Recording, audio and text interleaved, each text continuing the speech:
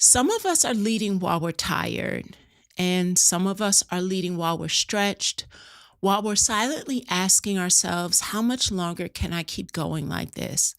Because we've been taught that leadership looks like pushing through, holding on, holding it together, carrying it all. But what if that version of leadership is costing you more than you actually realize? What if strength is not about endurance, not that white knuckle grip, but it's about awareness? Awareness of your limits, awareness of your needs for support, awareness that you were never meant to carry all of it alone. Tonight's conversation is not just about leadership, it's actually about redefining it. Because when life interrupts your pace, your plan, what you thought was supposed to happen, when your body says pause, when your journey forces you to actually become reflective, you have a choice. Go back to survival or step into something deeper, something wiser, something more sustainable, something that feels whole. And my guest tonight knows that journey firsthand. So if you've been pushing, striving, stretching, carrying, I want you to lean in, because tonight it actually might just shift how you lead and how you live. Let's go after it. What's making strong leaders in this season? Leadership is influence. It's rooted in the responsibility you take. You pay attention to the patterns, your calm, your strength, your hope. It's all integrated. We are living in a time where trust is fragile and people are watching not just what leaders say, but how they decide. Integrity is not optional anymore. Obedience is going to cost you. In this season, we're not just flipping adversity. We're forming leaders who can carry what comes next. Leaders from across all dimensions of fields and spaces. They're going to come together to give you the best of their wisdom. And I want you to leave each episode with a call to action. That's the work. That's the calling. And that's the conversation we're stepping into together.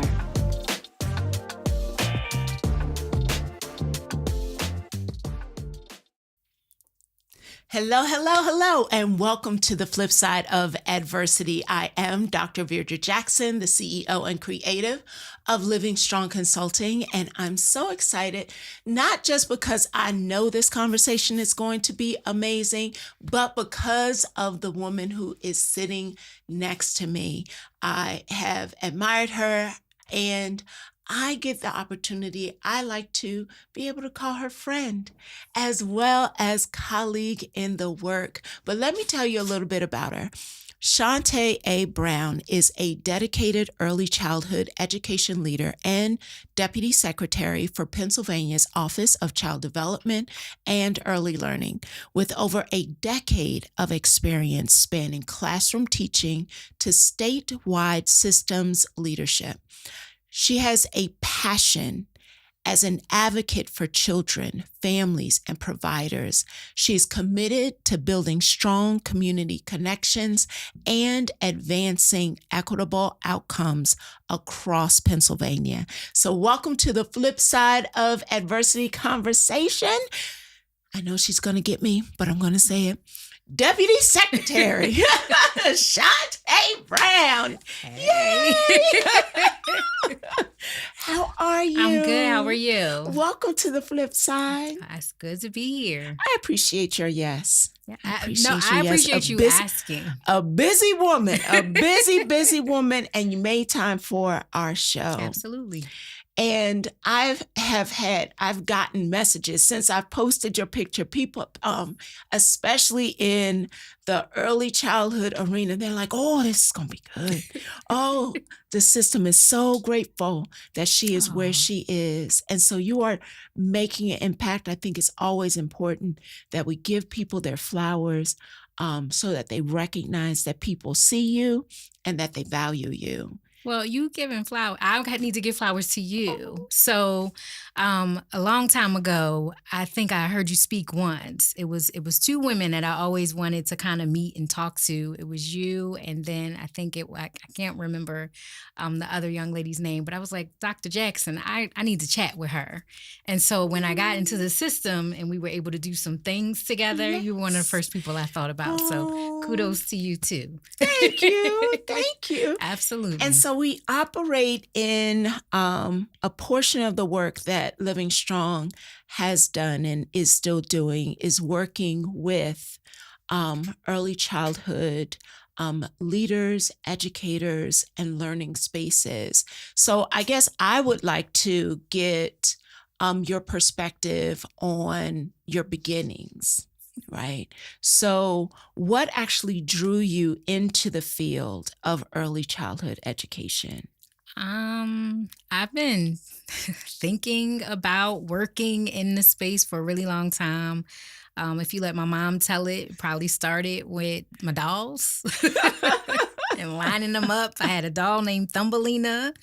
And yep, she was Thumbelina and Mary, I think her name was Mary Ellen. I had a Cabbage Patch with the yarn hair. So and it started there. I probably started in the ECE space or the childcare space with my working papers.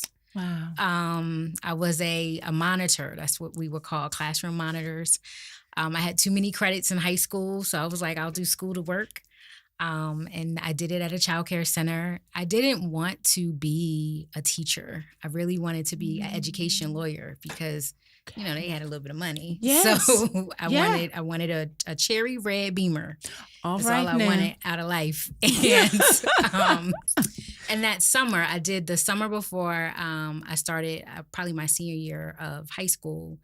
I got to do a little bit more in the space just because we were there longer in the day. And I kind of was like, I like this a lot. And I just never left. I've been a teacher in the space. I've done coaching in the space. And it was just always really important. I think each level that I took had different levels of influence. So when I first started, it was all about the children. And then once I became a teacher, I wanted to do more to help other teachers and help families. And in this space, it's really important for me to help all of them. So families, our childcare providers, and our children. So I'm really blessed to be in the space. So it's just always been what is at your core. Yep. Yes. And I had a conversation with a colleague who has been watching my social media post, and she actually said she didn't realize that you started as a teacher. Oh, absolutely. And so what we were talking about is that actually, for me, I think might be a part of the secret sauce of why you are so respected. You are making such an impact because you didn't just pop into an administrative spot at a state level. You actually went through the ranks and have lived the experiences that many of our programs and providers and teachers and directors are literally living out. I don't think I would be in this space if I had not had those experiences. It would be really hard for me to lead if I didn't understand or have been through what folks have been through. So when you're telling me you don't have money, I know what that's like, right? So when you're saying that you need more supplies and no one is there to give them to you, I understand that. And I know what it's like to be resource poor and, knowledge rich, right? So I think I always say that I don't take on a new role without thinking about where I came from and how those experiences are going to shape the leader in the space.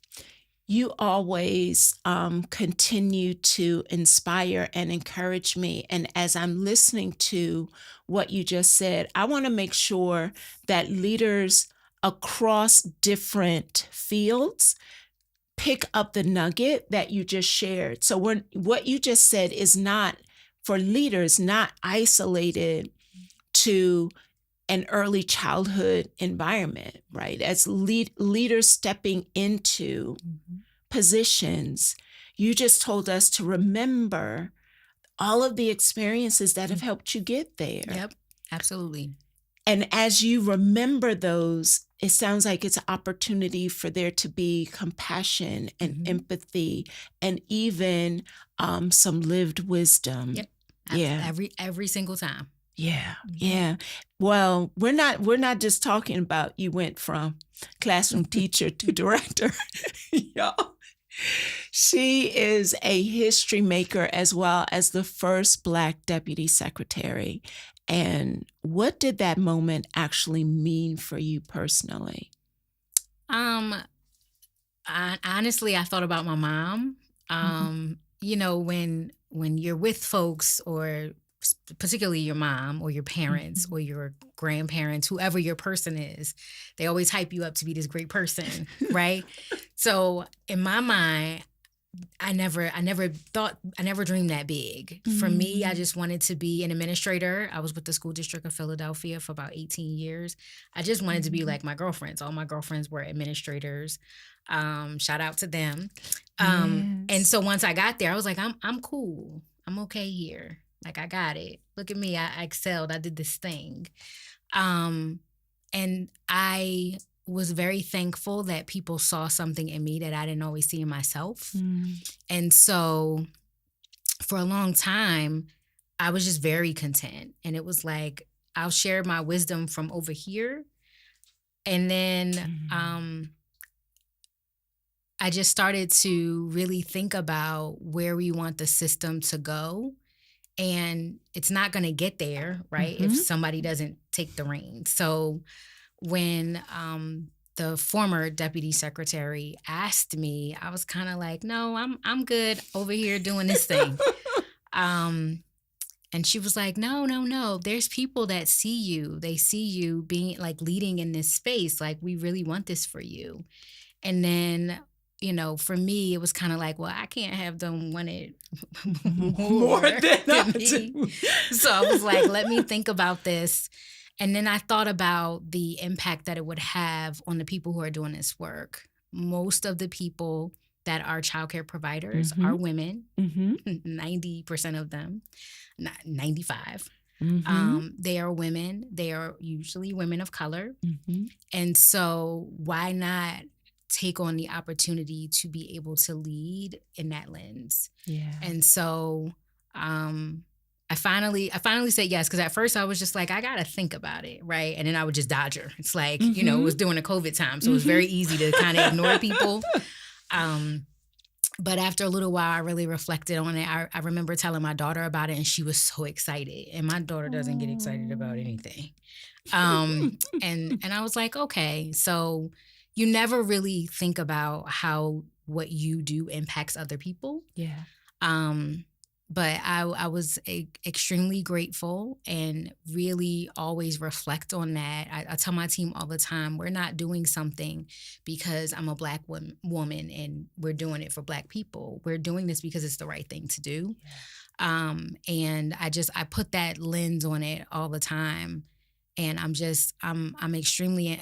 always in awe that I was the first. Not the last. Hey. But really just wanting to always lead in that lens of, you know, you are a leader and you're a leader with a different experience and a different lens that hasn't been seen before. So make it count. Yeah. And there's some responsibility that goes along with that, and courageous decisions. Yep. I've had leaders who some of them have surprised me, but who have sat in that chair and who have been honest about this concept of imposter syndrome. And so it has not been easy. Were there actually moments in this journey where you questioned whether or not you belonged in the space? That's all the time. Well, how did you push through it? Because I think people get afraid or silenced when that noise happens, and then they believe the noise and leave the moment. I think first you have to be well-grounded spiritually. So whatever your higher power is, channel that. The other piece is to surround yourself with people who are going to build you up. And not just your friends, right? So even when we were building a leadership team, that once it was decided that I was going to be the permanent person, then it was like, okay, you get to build your team. There's some people who can't take this journey with me. Right. And so we had to have some very honest conversations. It's okay. It's okay if you don't want to ride this train with me in charge. I will not be offended. And it was some people that just we had to kick off the train. And really it wasn't being self-centered for me. It was about what the vision is, right? What do I see this work looking like? What do I see our daily days looking like? And if we're not on the same page, then this might not be the space for you as long as I'm here, right? Right.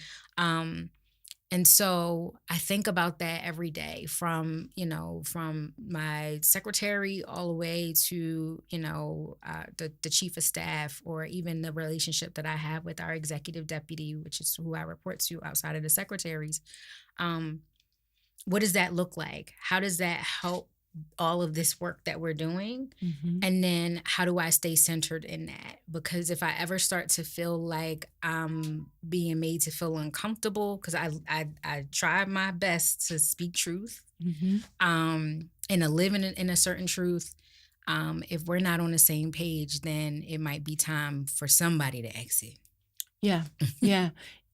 And those are courageous moves, because I've literally had to coach or go in and consult with organizations where the leader knows this person is creating dissension or division, or they're not on the same page with the mission, but for whatever reason, they're still there. What kind of damage would you tell leaders to be cautious about when they're not courageous enough to make the hard decision, when it's not personal? It literally is, this person is not prepared to be on this bus in the direction we're going. What are some things leaders need to actually hear from someone who has made those hard decisions? What do they need to be careful to understand if they are not courageous enough to make those choices? What could happen? I genuinely think that it's going to be hard to build it back up. It's going to break it down. It's going to tear it apart. We talk a lot about a train, so it's off the track. You can't get it back on. No one's coming to save you, and you're just out there. It's really hard to rebuild when someone has caused a large level of dissension. So it's just easier, and I tell my team that all the time, it's just easier for us to have this honest conversation. I was talking to my assistant today, and she was like, that sounds mean. And I was like, is it mean or is it honest? Right? But and I said to her, I said, say it in a different way then, because I'll receive it if you can say it differently. And she was like, I can't. That's fair, right? And that was, we laughed about it, but it's not about being mean. It's really thinking about what is it that we're trying to do in this work together. And if we can't get there, like, where's the disconnect? Because I don't profess to be right all the time. I know I'm not right all the time. So, and I always tell the team, like, I receive that, right? If you're right and you win, I receive that. But on the other side of it, if everybody else is right and this one person is wrong, and it continues to happen. So one time is a mistake. This grandmaisms. One time is a mistake. 2 times we got a problem. Third time, you gotta get out. Yeah. Yeah. So really let's sit down and let's talk about, and I'm not talking about growing pains, right? I think sometimes we expect people to kind of be these leaders and we put them in this space and we don't allow them the opportunity to grow. That's not what I'm referring to. I'm referring to overall chaos. Oh, yes. That people start Toxicity. Yes. Yeah. That is something that we cannot tolerate. Mm-mm. And after a little while, you have to exit gracefully. There's a piece of what I tell leaders that I coach that comes from John Maxwell, that being clear is being kind. And it's not about being fluffy. Yep. It's that even though it's hard, being clear is being kind. Even though it may be uncomfortable, being clear is actually being kind, because your ambiguity is doing more damage than the mission deserves. Than the mission deserves. But those challenges and moving through the ranks comes with pressure. And so you had a lived experience that taught you some lessons. So our show is about the flip side of adversity. Can you tell us about a moment in which you had a life-threatening flip you had to make? So probably, what was it? A few months before my 35th birthday, I had a stroke. And I still remember how I felt when it all started. But because I was younger, I didn't think anything of it. So I woke up, my head, it literally felt like someone was kicking me in my head, but I still felt like I needed to go to work. I don't know why, but I did. The first thing that I noticed is the corner of my eye was extremely red, but it wasn't itchy like a pink eye. It was just red, probably from the headache that I had, because I had never experienced the headache that way before. I got to work. We have some nurses on the team. And I remember one of the nurses, when she came in, she was like, "You don't look good. You probably should go home." Like, that was the way that she... Not about nurse. And I was like, "Oh no, I'm okay." And it was a 2-part meeting. So the first part of the meeting started with the smaller group. So I was with my smaller group, who all thoroughly acknowledged that I probably should go home because I didn't look well. And then when we got downstairs, I said, "Yeah, I think I am going to go home." So I remember I walked up to my boss and I thought I said, "I don't feel good. I'm going to go home." But she said, that's not what I said. She said I came to talk to her, but it was a bunch of gibberish and things that she really couldn't understand. But she nodded because she didn't want to cause concern. I remember trying to walk. The hallway was a really long hallway, but it seemed excessively long. It was kind of like something out of a movie. So I was like, let me stop in the bathroom, get myself together. When I got in the bathroom, there was another nurse in the bathroom. And what I noticed is my face was starting to shift, like my mouth. So then I just started crying. I didn't know what else to do. And all I could think about at that moment was, who's going to pick up my baby from school? My husband had just started a new job. And then I was like, what is happening to me? So at that point, the nurses came and they started to explain that, help was coming, that they felt like I was having a stroke. And so I just had to keep talking to them. So they kept asking a lot of questions.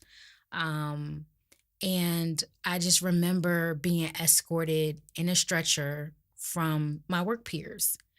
I remember sitting in, this is Hahnemann, so this is a little while ago. But I remember sitting at Hahnemann. I remember some of them sneaking in the back and letting me know that everything was okay. Somebody got my baby. My husband came later. My face, so at first they weren't clear if it was Bell's palsy or if it was a stroke. But I didn't care. The whole time I was in the hospital, I just kept thinking, what did you do to yourself to get here? And I could think of at least 5,000 things. I always needed to work. I barely took vacation. Even on vacation, I was working. Um, why do you, and then I kept, so then I started to talk to myself internally because it was like, well, why did you do this to yourself? Why didn't you take a pause? And so when I started to feel better, I told my boss, like, I'm coming back to work. And she was like, please do not. She was like, I'm gonna need clearance. Like, you left here. In an ambulance. I might need a doctor's note like, for you to come okay. back. And so I did. I stayed home for about a week or two, just really getting it together. But I also felt like I was the youngest administrator on the team. How am I here? And and I am extremely close with my work peers. They are my besties. They are my girlfriends, and they were living their best lives. So I'm just trying to figure out, they got stuff too, but they not sitting here. Right. And then it's gonna make me cry because my girlfriend recently passed. But I know. I remember I was just thinking about that. So she called and she said, hey, Tay, I'm just trying to figure out how you got there. Like, what happened? So then I told her, and she was there. And then she said, we love you a lot. So I'm gonna need you to get it together. And I said, I hear you. I received that. So from that moment on, I've been very intentional about taking rest. I don't take it as often as I should, because if my husband is watching, I know I'm gonna have to hear his mouth. He's like, you remember. I don't take it as often as I should, but I definitely am. Self-care is not, although it is important, it's not me getting my lashes done or my nails done or going to get your pedicure. Self-care is really about taking a minute to pause. And you can do it wherever you are. So I'm sure I probably have people very confused when they walk by and the door is closed and I'm listening to Salt and Pepper. That is my moment. You walk by and you're trying to figure out like why the music is so loud. That is my moment. I'm getting it together. I can take that moment in the car. I can take that moment at home. But I'm going to take that moment. I'm going to watch that TV show. I'm going to read that book. I'm going to go shopping and buy some shoes. Whatever it is that I want to do, it's a moment that I have to take for myself, understanding that I was not doing those things before. I also try really hard to let go. So once I let go, you won't see it again and not feel bad about it. Because that's the other thing that happens. It's the guilt. It's like, oh man, I didn't do that. It was due. And I'm over here chilling, watching Will Trent. No, I'm gonna watch this TV show. It's really good this week. So it's really about pausing and taking the time to kind of chill, because I was not doing that before. And that is how, even the signs were there. Right now, I can tell you how I felt in that exact moment. And it was miserable. I felt miserable and I still got up and went in. Why? There was nobody who told me to do that. I didn't have to do that. So I scared my daughter. So that's another reason why. I remember when I finally came home, I was laying on a sofa and she wouldn't come to give me a hug because she was afraid. Like everything was fragile to her. And I never want to have to experience that again. My mom is a breast cancer survivor. My father has had brain surgery and they still kicking it. But they're able to do that because I think that they sometimes take that time. My mom is retired and now so is my father. My stepdad had a heart attack mowing the lawn. I'm going to go chill out somewhere. So I'm trying to do that. But I hear my girlfriend in my head just asking me, like, how did you get here? What happened? Yeah. And Cheryl Hurley, who she is like the guru of self-care. She has a whole platform entitled You Matter. Mm-hmm. And so she even echoed in the comments how powerful that question is. And even when you're asking yourself, like, girl, what got you here? And unfortunately, sometimes we get sat down so that we can be reflective Absolutely. and honest with ourselves. And shameless plug, shameless commercial, but we're getting ready to have our fourth session of Girlfriend Gathering on Saturday. And the title is Your Health is Your Heritage. Mm-hmm. And so because we're creating blueprints for especially our girls to follow, but any of our children watching. And I've heard moms today get shocked when their current teenagers or early 20-somes are saying, I don't want to do what you did because you worked all the time. I don't want to. And we want to call them lazy, but they're like, no, I don't want that because I watched that play out in front of me. But we have a responsibility. We have a responsibility. I've never thought about it that way. My mom actually had a stroke. And I didn't get to see it, but my grandmother went to visit my mom and no one would answer the door. And my grandmother kept telling, when she called the police, at first they were like, it ain't been that long. She's like, no, my daughter's in there. Like, please. And when they finally went in, my mom had passed out. And they said that it was from a stroke and some heart issues. So I should have known better, but that's okay. When you know better, I tell the team all the time, when you know better, you do better. Yes. And I stand on that. So I think the piece of it that makes me remember to kind of settle down is also what other people see of me. So I think I was telling one of my staff, like, I need you to chill. Like, you're going too hard. I need you to rest. And she was like, okay, but I'll rest when you rest. And I was like, received. Yes. But I'm resting. Yes. I got a plan tomorrow. Right. So I think it's people have to remember how they show up and what people are seeing, and the example that you're setting. Yes. And so when I sometimes think about what happened, shortly before my birthday, sometimes I might forget. 35 is young. Yep. I was 34 when it happened, when it actually happened. But I remember being in that place. And so I'm going to step back a little bit. Sometimes I feel like I'm chilling a little too much. And then everybody else is like, no, that's not the case. I think not. I think not. I think not. And I hope you're okay with me asking you this question because I had Dr. Shante McMinnis on the show, and she talked about this concept of weathering. And, when we're in this culture of Black women having to be strong all the time, like what in the world? Why we always got to be the ones, the strongest in the room? But what she explains is that creates a weathering to our nervous system. Yep.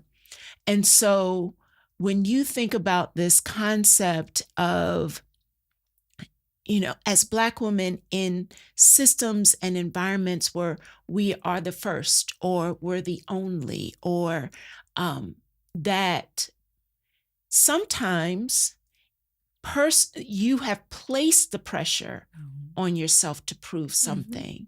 What would you say to other Black women who are trying to navigate systems, and they're the first, they're the only, they're the one, they're the strong, all the things? Definitely have a support system. You cannot do this alone. And then make sure that sometimes you are the only, so it's important to have an ally in the space. And sometimes I think as Black women, we get nervous about an ally. We're not really clear on their intentions. But we have some internal um, mechanisms that will tell you when someone is being good to you Mm. and they're a true ally versus, they being a little fake Mhm. or phony about being in a Mhm. space. That's really important. And then of course I'm gonna always say, to gather some rest time. But I'm not sometimes when we talk about self-care, people really think about like the superficial stuff. The Self pedicure, the massage. Mhm. and those are Mhm. nice things. I get them They're too. good. Yes. But I get the most out of like taking my shoes off and laying on the couch and just looking at the ceiling. Mhm. Now, granted, I can't do it for hours, but I'm going to give myself that time. Because then I can think about some other things too, right? Like, the shoes that I want to buy or the things that I haven't done. But really just taking that time to allow that space for you Mhm. to chill. Yeah. But I definitely think that a support system is really important in this space. And it doesn't have to um, always be a colleague that is doing the same thing, Mm. Yeah. but definitely someone that you can bounce ideas off of. And then I, for me, it's important for me to, they call it keep it real, but I call it honest conversations. I can't, it's more detrimental to me to hide something Mhm. or to try to sugarcoat it because then Mhm. I'm worried. It's like, am I sugaring it enough? Like, I don't know. So I'm just always gonna give it to you the way that it comes to me, and Mhm. I'll apologize if it comes off a little rough. Mhm. But it is I gotta speak it in truth, and we gotta have this honest conversation because it's only gonna wear on me. Like you Right. said, it'll weather Right. me. It'll weather you. So let's just talk it out Yeah. and figure it out, and then have an honest conversation about is this space or is this relationship, whatever it is it the thing that you need for you, Mhm. Mhm. um, and vice versa. Because Yeah. so for me as well. That's authentic leadership, though. Being Okay. able to have those hard conversations without needing to feel like I've got to filter everything or I've got to hide something. Really being able to lean in to the discomfort Mhm.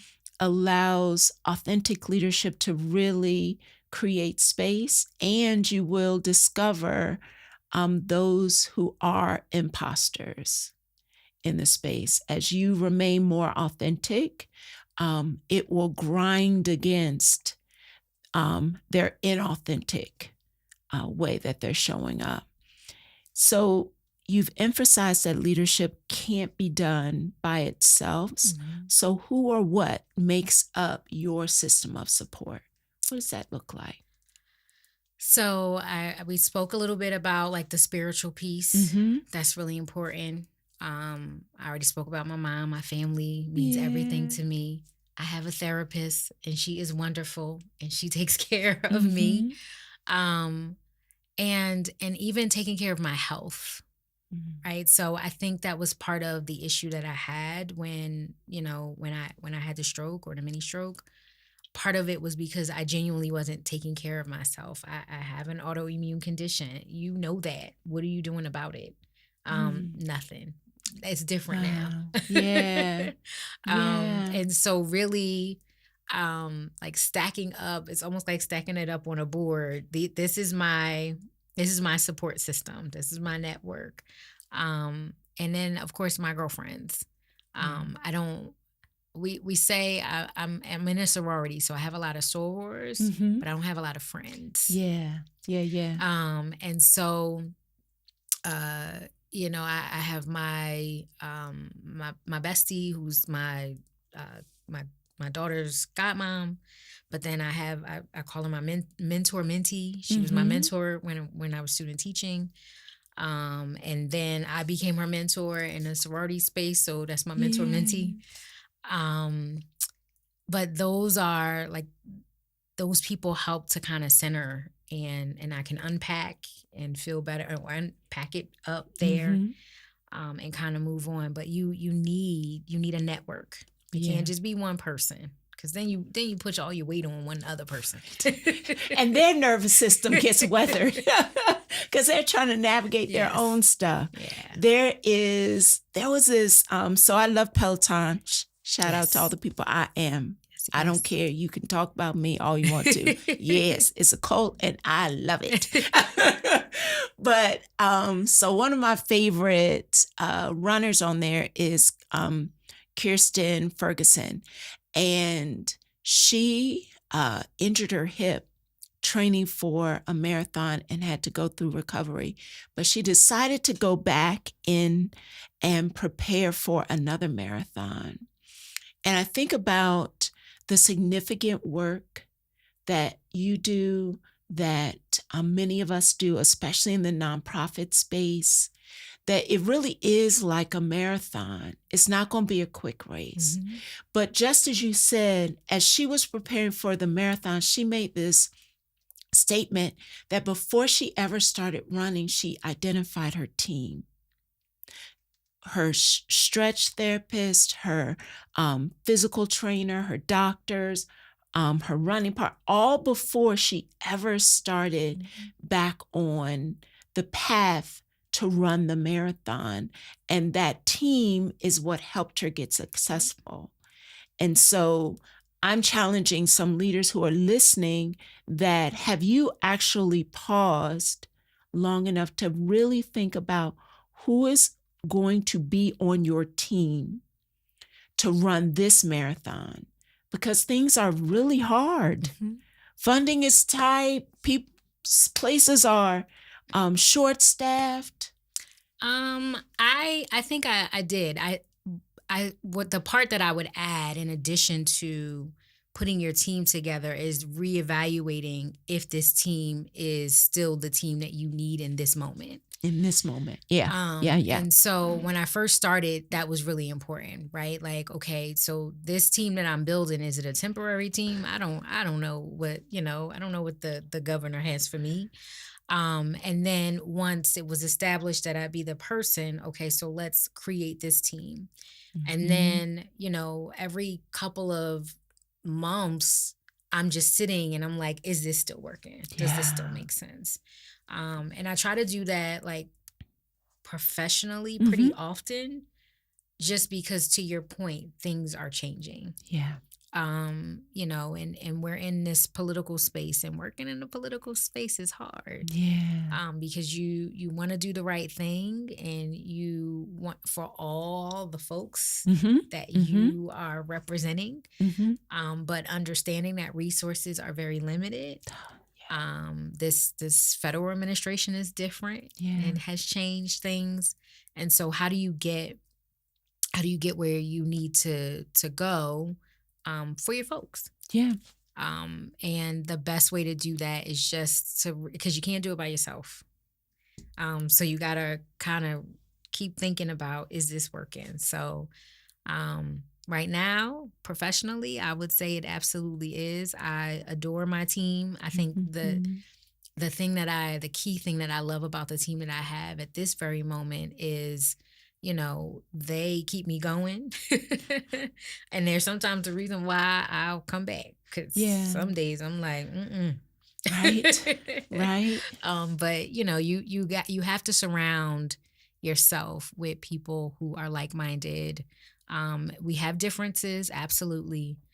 But we can talk through those differences and make sure that it is well-versed in, does this make sense for the children and the families and the providers that we're serving? And if it doesn't, why not? How can we make it better? Or do we need to just throw the plan out and start all over again? Which is, again, another courageous thing, because sometimes we have these loyalties to the way we've always done it, especially in a big system in which you lead. Being able to look at it and say, does this still make sense, is truly courageous. And I don't want people to miss the intentional nugget you gave. Like, how many leaders are actually on a regular basis pausing and reassessing, do I have the right team for this moment. Mm-hmm. And that's not to offend or tell someone, that I don't like. This isn't about like. This is about truly creating impact. Mm-hmm. And I might need to make some shifts. And if our relationship is healthy, this isn't about you. Yep. This is about the assignment that we have, that now I need to make some changes in order for us to fulfill that.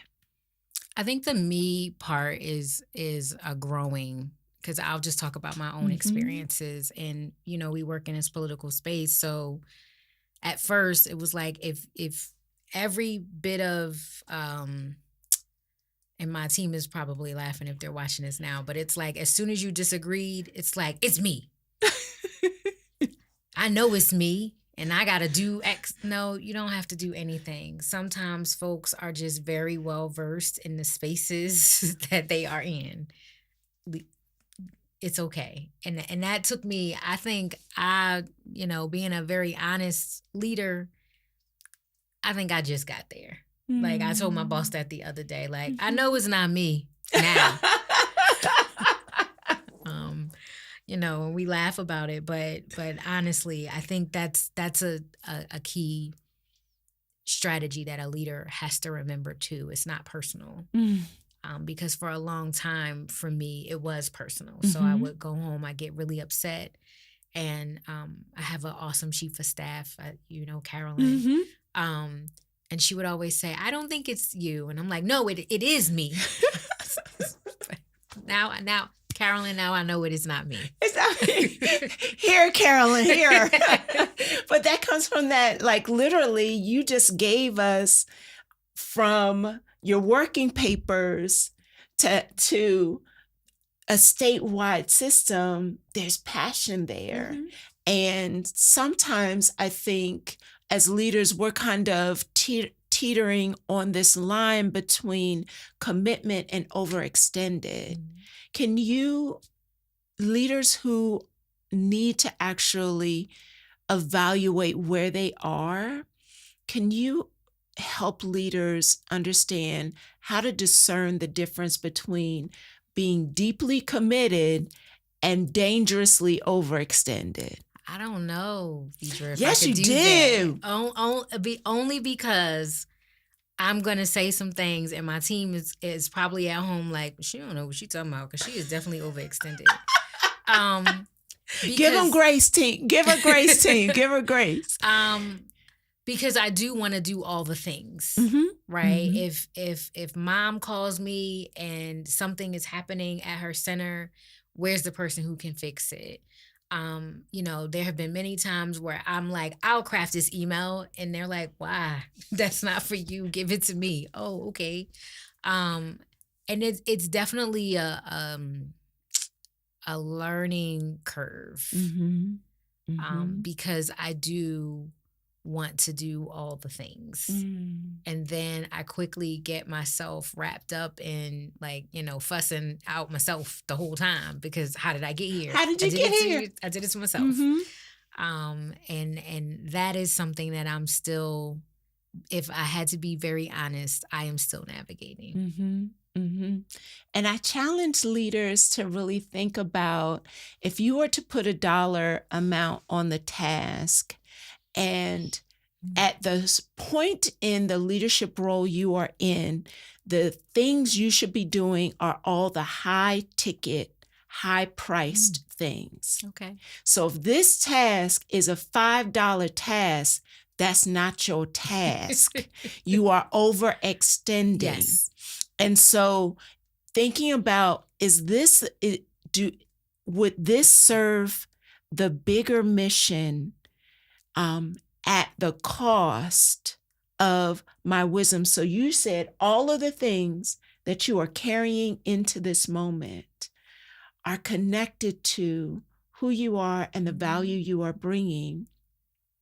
And recognizing, if I'm crafting an email, the actual dollar amount of tasks that I actually need to be paying attention to is not happening. That's fair. So yeah, Okay, team, there you go. You take it from here. You take it from here. That is absolutely fair. So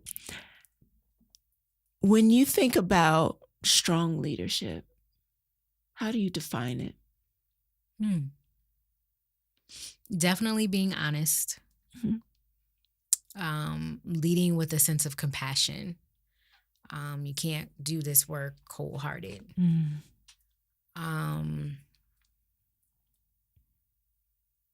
Taking some time out for yourself. Yeah.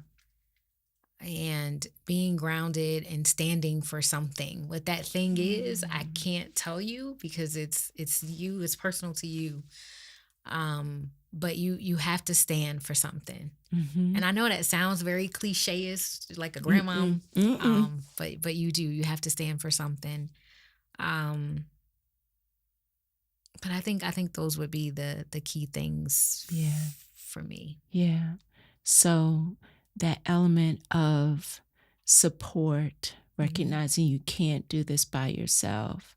And you know what? Stand for me is not cliche-ish. I think in this economy, in this culture, in this season, you have to really be clear on what you stand for, because what's coming at us will shake you if you are not clear. So that is not a cliche. And in that standing, don't forget to have self-care. So you gave them the 3 S's, y'all. Don't y'all write them down. I just gave them back to you. When we specifically, because of what you do, I have been in spaces with Head Start teachers, EC teachers, and more importantly, their leaders. I'll never forget, most recently, I was doing a refill session with a team of leaders, and a gentleman was the director, and he literally leaned into the screen and he was like, every single day I'm waking up anxious about what is going to happen, and I'm going in, and it's the same stress every single day. It never changes. And I get up and I'm thinking about, and it's the same stress when I go in. And I had some thoughts about him, but I'm curious, as I'm sure there are early childhood providers who are listening in or going to get this. What would you say to those leaders who are trying to do their best to navigate this season? I think the biggest challenge with our ECE space is there's a lack of appreciation for what these folks are doing. Yeah. And so usually when I'm with them, that's the first thing I say is just a genuine thank you. Through the pandemic, through the, they work super early hours, super late hours. And then for some of them, they make less than what an Amazon driver or a Target worker makes. We need to acknowledge that. We need to acknowledge that without them, folks couldn't go to work, right? Like so one, I would have to say to them, I see you and I appreciate you. And so that's part of the, I work for the Commonwealth, so I can't call myself an advocate, but that's part of the reason why I'm always going to show up in this space, because if there's no one else at the table, there's going to be someone there that's going to speak on how important this work is.